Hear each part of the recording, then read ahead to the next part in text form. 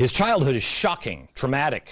He grew up in Nazi Europe. 14 years old, he had to help the government confiscate the lands of his fellow Jewish friends and neighbors.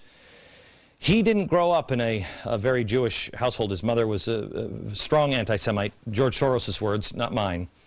But when he had to go over and take the lands from the people, his Jewish friends and neighbors, who were being sent to the gas chambers, I can't imagine what that would do to a teenager, or anybody, an adult.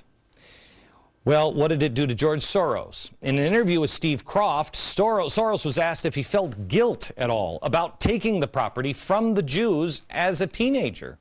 He responded, no. He also said, quote, "I don't deny the Jews their national existence, but I don't want to be a part of it."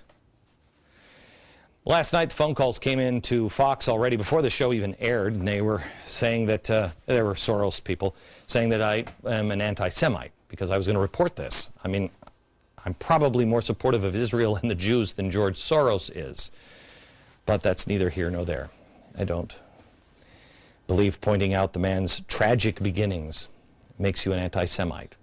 On this program for the last couple of years, we've been telling you about the people and the places and the things that you had never even considered before. At least I hadn't. Most people hadn't. And I told you that there was a structure being put into place in our country, and it was designed to bring about the fundamental transformation that has been promised. Through the course of this journey of discovery, amazingly, all the paths, time after time, really led to one man, George Soros, one guy. There's a crisis collapsing our economy. George Soros. When the administration and the progressives look for a savior to step in and save the day, George Soros. He makes predictions, and his loyal followers make sure they come true. He's pulled no punches about the end game. It's one world government. The end of America's status as the prevailing world power. But why? Well, if you want to understand the why, you have to ask questions, and there's a few things that you need to know about George Soros. And here they are.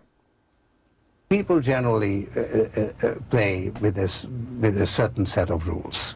I am particularly interested in changes in the rules of the game. 80 years ago, George Soros was born. Little did the world know then, economies would collapse. Currencies would become worthless. Elections would be stolen. Regimes would fall. And one billionaire would find himself coincidentally at the center of it all. He was born in Budapest, Hungary on August 12, 1930, as George Schwartz, the son of Orthodox Jews. Today, Soros is an atheist who doesn't embrace his Jewish identity and rarely supports Jewish causes or Israel. I've not been very engaged in Israel. Why not? I think there are enough Jews to take care of Israel. In 1947, the Soros family relocated from Hungary to England, where George attended the Fabian Socialist London School of Economics. He moved to New York in 1956, became a U.S. citizen in 61, and at the age of 39, he started what would become the Quantum Fund, which he would use to attack currencies all across the globe. He later would be blamed for the financial collapses in Thailand, Malaysia, Indonesia, Japan, and Russia. And who could forget that he was the man who broke the Bank of England in 1992, shorting the British sterling by betting heavily that the currency would collapse, despite government assurances to the contrary. Today has been an extremely difficult and turbulent day. Massive speculative flows continue to disrupt the functioning exchange rate mechanism. The money that I made on this particular transaction, the estimate is about $1 billion.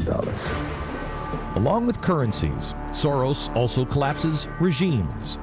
With his Open Society Fund, which was founded in 1979, Soros has helped fund the Velvet Revolution in the Czech Republic, the Orange Revolution in the Ukraine, the Rose Revolution in Georgia. He also helped engineer coups in Slovakia, Croatia, and Yugoslavia. So what is his target now? Us, America. He said it himself on many occasions. He said, what I have done in other countries in terms of overturning bad governments, I'm going to do in this country. Our country needs us, and we need people like George Soros, who is fearless and willing to step up when it counts. Political analysts say the shadow party he has built here greatly resembles those he created in other countries before instigating a coup. He created his own party within a party, or his shadow party outside of the Democratic Party, the Center for American Progress. That was one of the original shadow party groups. This group, from the beginning, was charged with getting control of the conservative media. Many of the people in the administration were just drawn right up from there. He spent millions in 2004 to drive President Bush out of office. He didn't succeed. But changing the attitude and policies of America, he says, remains his top priority. In one of his books, Soros writes, quote, "The main obstacle to a stable and just world order is the United States," end quote.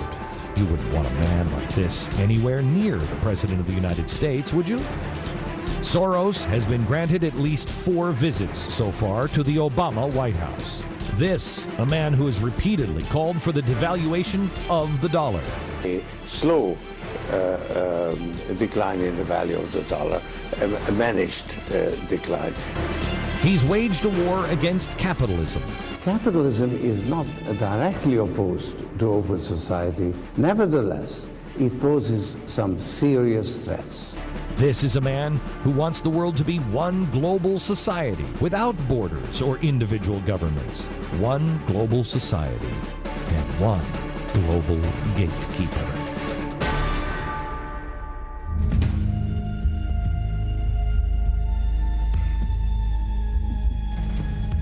We are trying to describe a very complex problem in a very short period of time. It may take us 3 days to do this. I ask you that you would videotape or DVD every episode this week. I have been warning about a structure that progressives have worked to put into place. The health care bill, cap and trade, the stimulus bill. Thousands and thousands of pages that nobody has seemed to have read. We exposed this structure layer by layer until we finally got to the same guy over and over again, George Soros. Now, I just showed you how he collapsed regimes internationally, and now he's aiming at America. Soros has been calling for globalization for decades, saying, quote, "To stabilize and regulate a truly global economy, we need some global system of political decision-making. In short, we need a global society to support our global economy." Interestingly, the greatest opposition to this idea is coming from the United States. With the right sense of leadership and with a clarity of purpose, the U.S. and its allies could help stabilize the global economic system. The opportunity is waiting to be grasped. So he knows better. You just don't understand. Do you see the arrogance? Soros's goal for achieving globalization is done through organizations, puppet organizations, and he remains in the shadow. He's able to pull the strings because he's the money that animates each of these puppets. According to Shadow Party author Richard Poe, he wrote, "Through his global web of open society institutes and open society foundations, Soros has spent 25 years recruiting, training, indoctrinating, and installing a network of loyal operatives in 50 countries, placing them in positions of influence and in power in media, government, finance, and academia." Does any of this sound familiar? This formula of infiltrating the system is always the same with Soros. It's the one he always uses. So I'm not asking you to believe me on conjecture. I'm asking you to learn the history of George Soros. His method is to create a shadow party, form a shadow government every time, and then you'll be one step closer to one world government and taking power. A shadow party is not a political party. It is a Not, at least not in a tangible sense. It works outside the normal electoral system. In 2000, Soros funded 1/3 of the shadow conventions. Do you even remember these? They were run by Arianna Huffington, the president's favorite source of news. And one of the lead organizers next to her was Jim Wallace, one of the guys who is campaigning against this program, surprise, surprise.